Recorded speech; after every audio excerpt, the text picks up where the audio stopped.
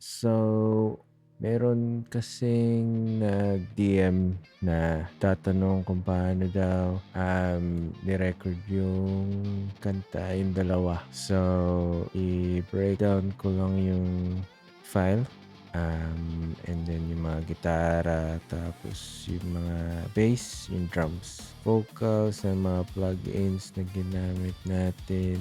So yeah. So una is yung intro. Tirahin natin yung intro.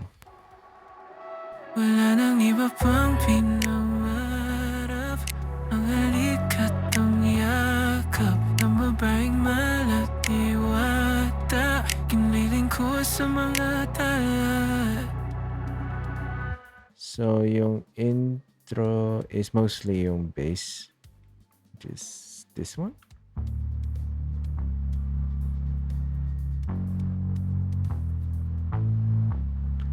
Tapos meron tayong parang vocal effects na background.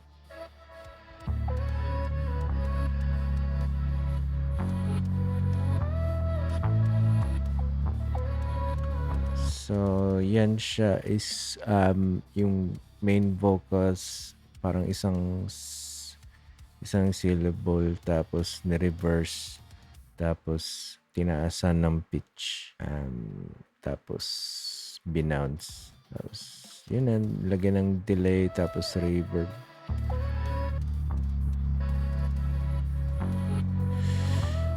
And then meron ding parang atmosphere na synth. Yan siya is na-download ko lang online, mga sample packs. So yun lang siya intro.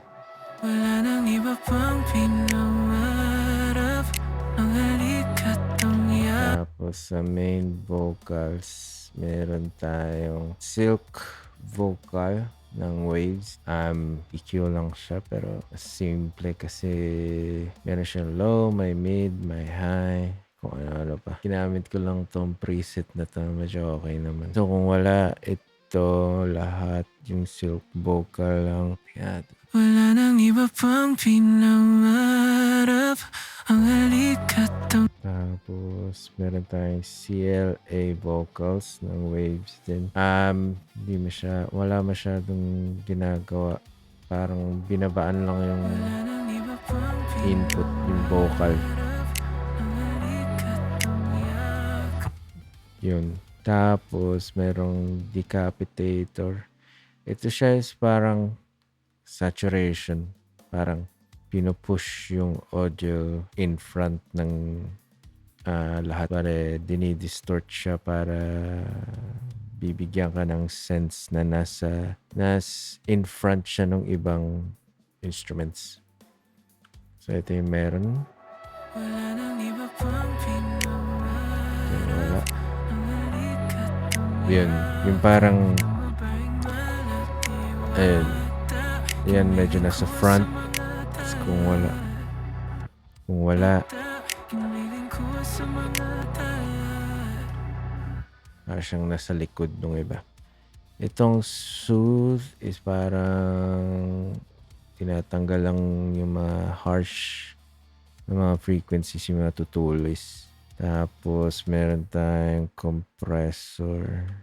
Wala nang iba pang pinangarap, Ito is ang halik at ang ito ay parang tinataas yung level, pero parang binubuo yung vocal. Wala masyadong shift nung level ng gain ng vocal. So parang pantay siya. Tapos parang bibigyan ka ng perceived loudness. Pakinggan natin yung meron. Ang pinangarap, ang halik at ang Tapos yung yakap wala. ng babaeng malatiwata, kiniling ko sa mga tala. Ayan.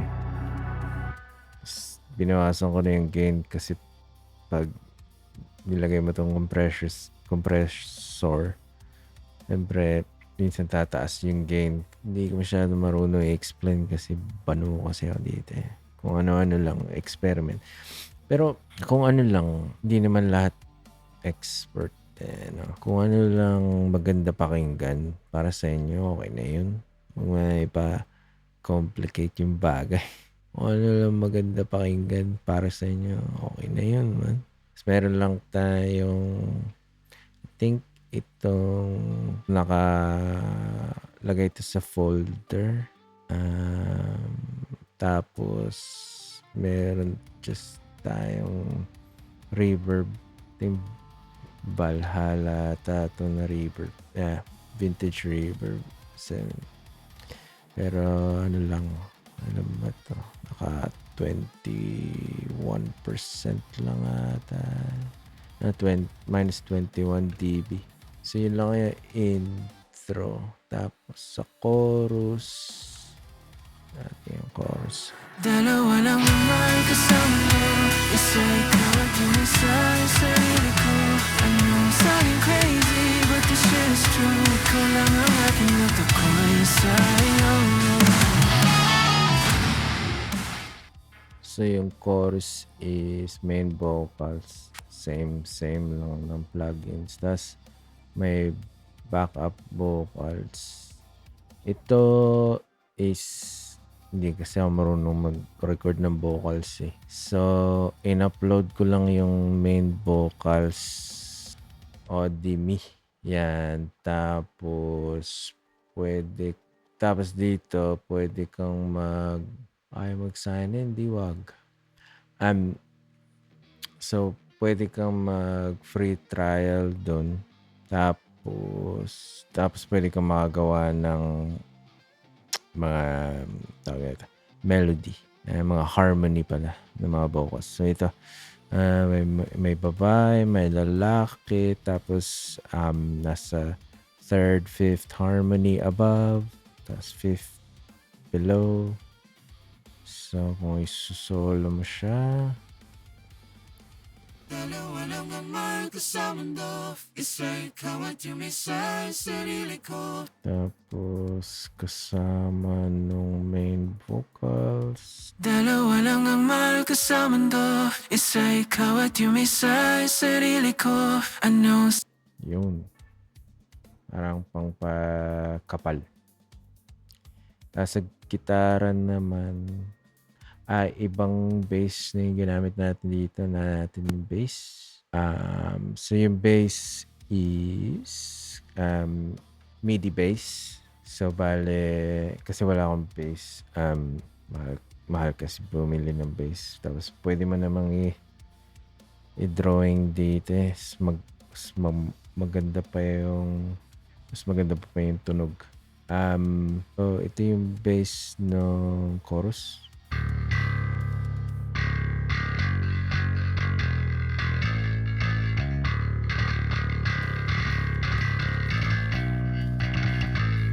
Diba? Pangit siya. Pero ang tinamad na kasi mag-program ng bass. Nakakatamad minsan. Pero compared sa totoong bass, may kailangan mong ulit-ulitin para in timing, kailangan mo pa edit. Pero ito, it's like drawing mo na, meron ka na. Ang gusto ko lang naman sa bass is yung pang feel nung parang low mid na frequency, parang hindi masyado matulis yung mix. So kahit ito lang yung ginagawa niya, okay na yun. Kasi pag pakikinggan mo sa buong mix, Dalawa lang naman kasama mo, isa ikaw at yung isa ay hindi mo maririnig. Anong sounding crazy? Hindi mo maririnig. So, tapos kung walang bass, mapapansin mo din. Sobrang tulis. Dalawa lang naman kasama Diba? mo, isa ikaw at yung isa ay sarili ko. Anong sounding crazy, but this shit is... Tapos kung merong bass. Dalawa lang naman kasama mo, isa ikaw at yung isa ay sarili ko. Narinig mo yung Naman kasama mo, isa sounding crazy. Hindi kailangan perfect yung pagkagawa ng bass. Basta lang may bass. Again, yung attitude na parang kung ano lang magandang pakinggan, di mo gawing komplikado. I mean, kasi pag merong kang naisip na creative na bagay, tapos pinag-isipan mo pa, natatagalan ka, mahihinto yung momentum mo na gumawa. So, wag mo nang gawing komplikado. Just gawin mo lang. And then sa gitara, I think ito yun eh. So, ito yung main na chorus na gitara.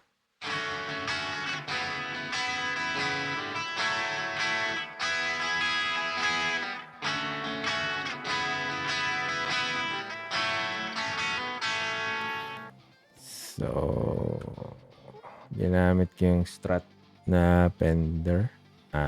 And then, itong Nano Cortex. Meron lang parang preset na dinownload ko online. Tapos, okay na yun. Wala masyadong plugins na nilagay dito, man. Kahit EQ. Kasi wala namang kailangan ibahin na maganda na siya.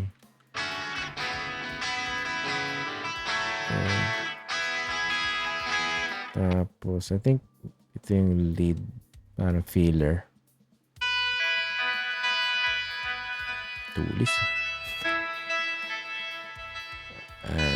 Meron tayong noise suppressor kasi yung single coil may parang ground loop na buzz.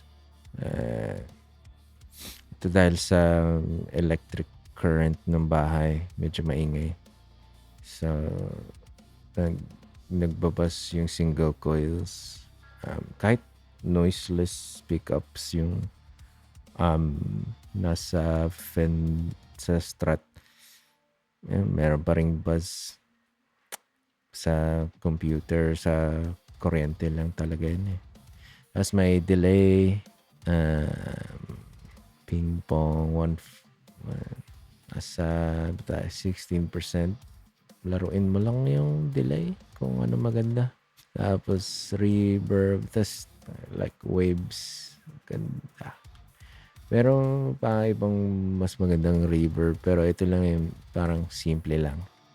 Yun, hindi mo na kailangang komplikado.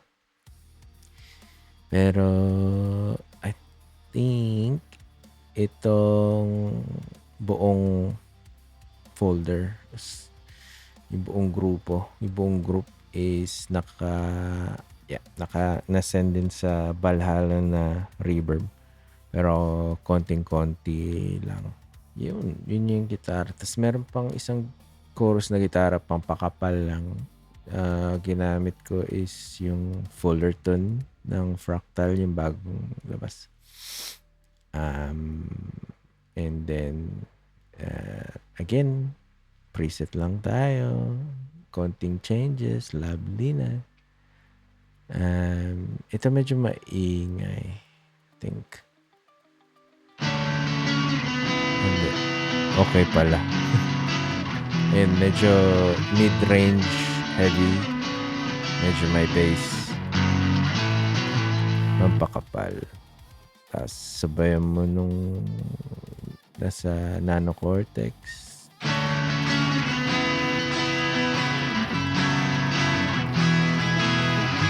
Tapos yung lead.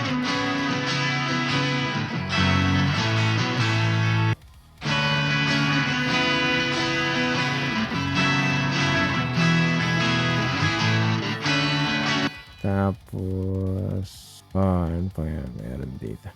Yung ano lang, atmosphere synth something.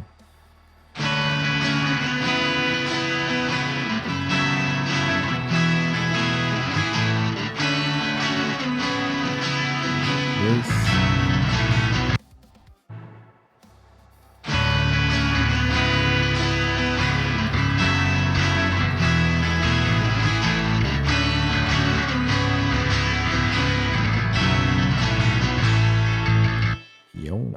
So, drums, yung drums na ginamit ko is Other Home Drums. Ito yung sa producer na si Buster Odehome. Super galing na producer pero mostly metal yung ginagawa niya. Maganda kasi dito sa drums na to is na meron siyang processed tapos unprocessed. So, bala yung processes na mix na niya. Yung mga plugins niya, yung mga samples, yung mga tom, yung mga ito. Yun. Kick. Yan. So, na-mix na niya. Hindi mo na kailangan yung mix. Kasi tamad kasi mag-mix. Kasi pag may gusto kong gitara i-record, kasi kailangan pa mag-mix ng drums. Yun na kailangan. So, snare, EQ lang. Sa kick, EQ din, waves din ginamit ko. I think preset lang to. Pero yung main drum bass, meron pala dito. Main drum bass, meron ito. God Particle. Parang siyang compressor na limiter na enhancer, saturator. Parang basta pinapaganda niya yung signal. So yung drums solo.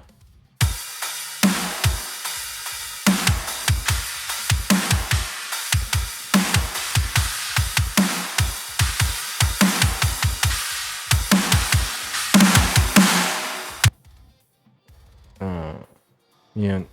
Tapos, papuntang first na breakdown is meron tayong mga effects na transition. So, meron tayong transition na effects.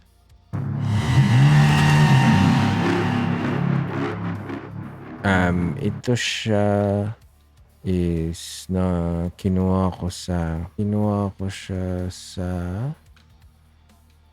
ito. Itong library na to sa Kontakt. So, meron siyang mga effects, riser. Yung pakinggan natin. Yan, madami siyang effects.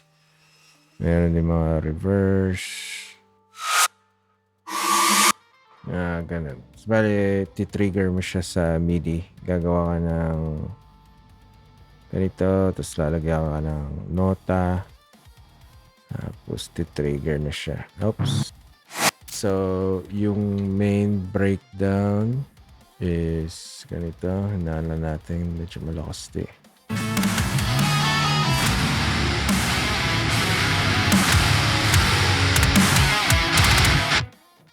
So, transition.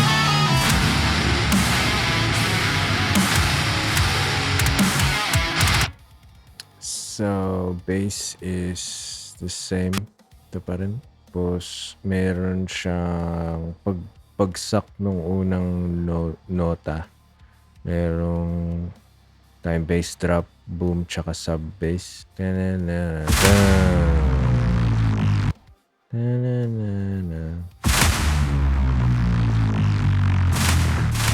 So, may ganun. Yung bass is may prolonged din na note sa D. So, pag sinabay mo sa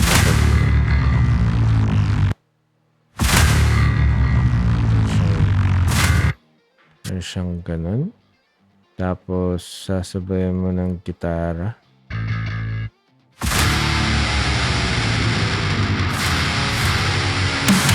So, bali yun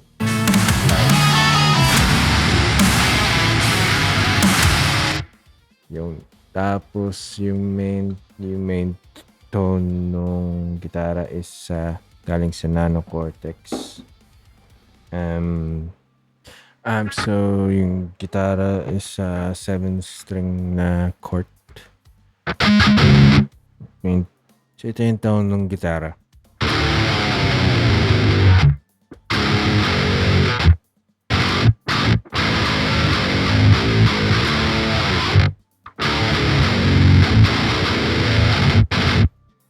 Yun lang naman. Tas may atmosphere ulit na synth ambience. Tapos second verse is may gitara. Same tone lang nung sa first verse. Pero mas marami lang reverb ata.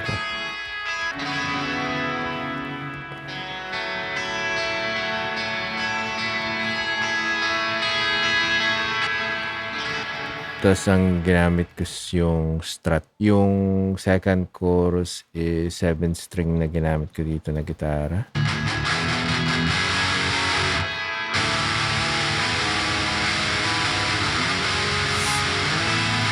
Same lang yung lead. Parang filler. And then yung bridge.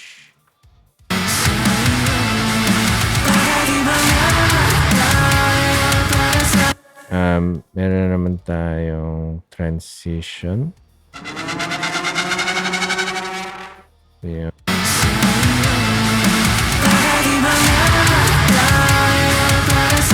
Meron tayong scream. Hindi ako marunong mag-scream pero nilibing ko na lang sa delay tsaka reverb para di mapansin.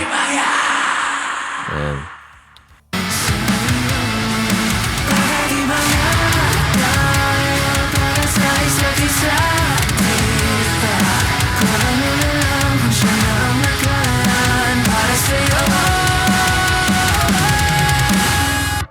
Meron naman tayong bass drop tsaka boom.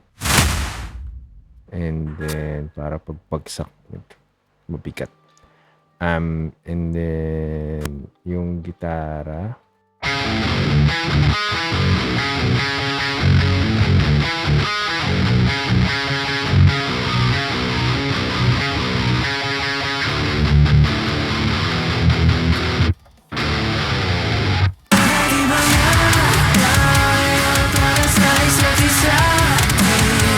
Para siyang parang groovy na new metal na parang gent. Tapos papuntang second breakdown.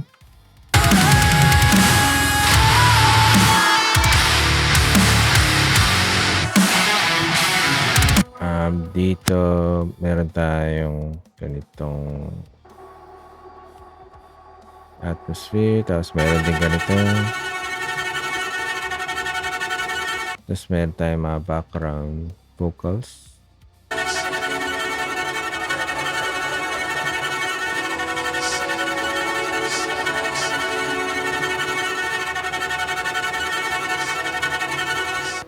Meron ding another background vocal.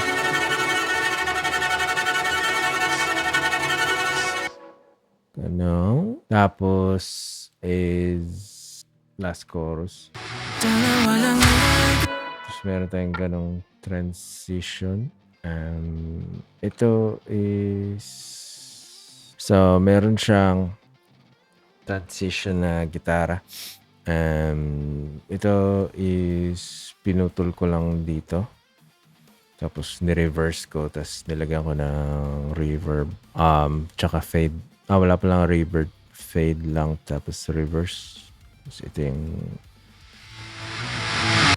parang ganun. Tapos papuntang chorus. Yun lang. Para lang may malagay sa transition. And then 7 string na lahat dito except pa ng lead, yung solo.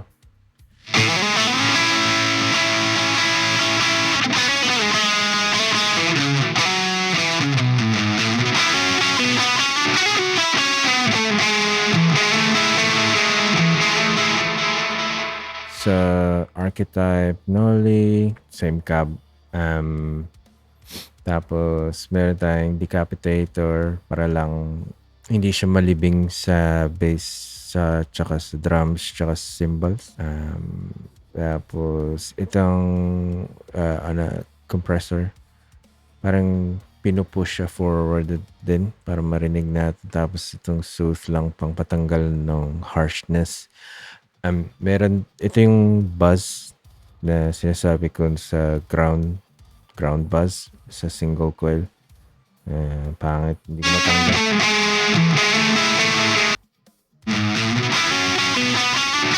Parang may crackle. Hindi naman marinig pag andyan na yung drums eh.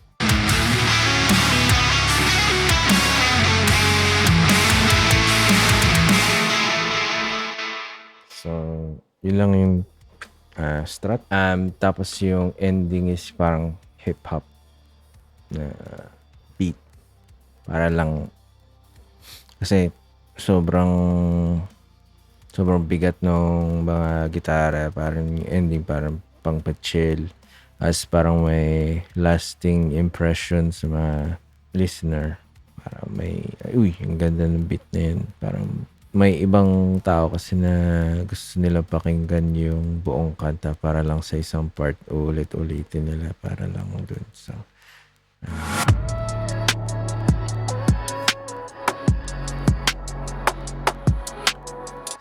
ito lang yung backing tracks sa previous, yung pinutol-putol natin.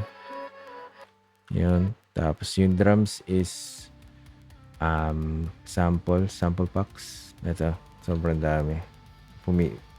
Like, ito ka lang random drum loops. Dami dito.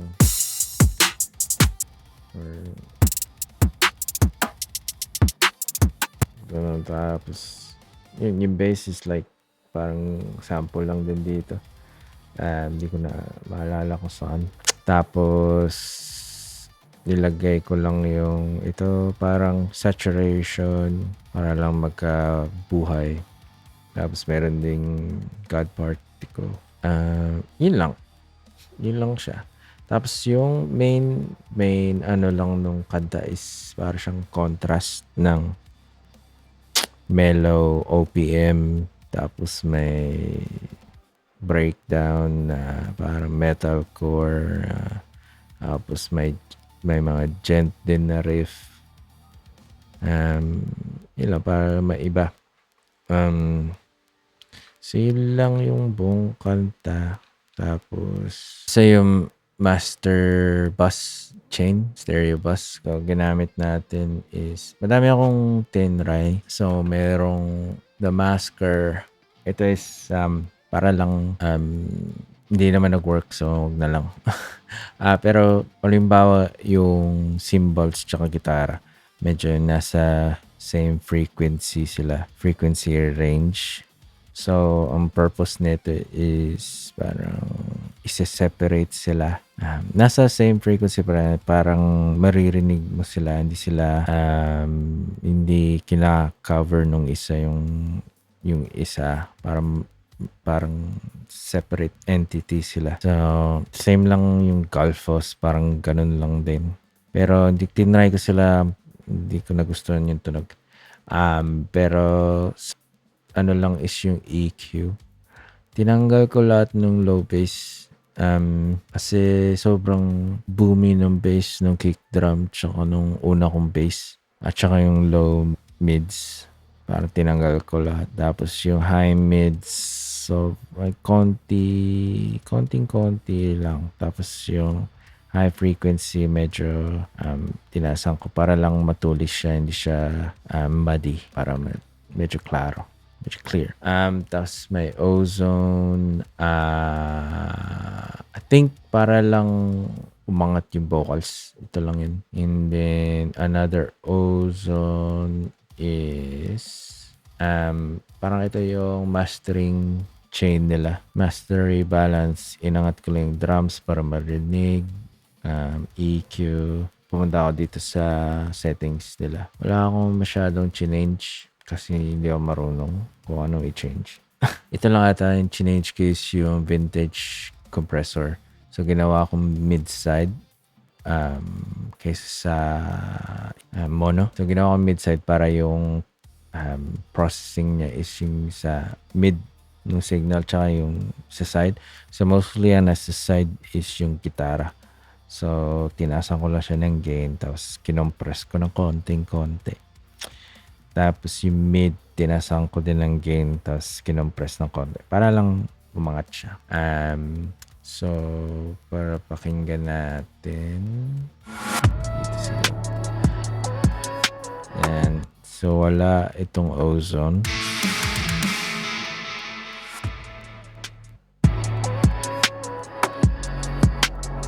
Kung wala itong EQ.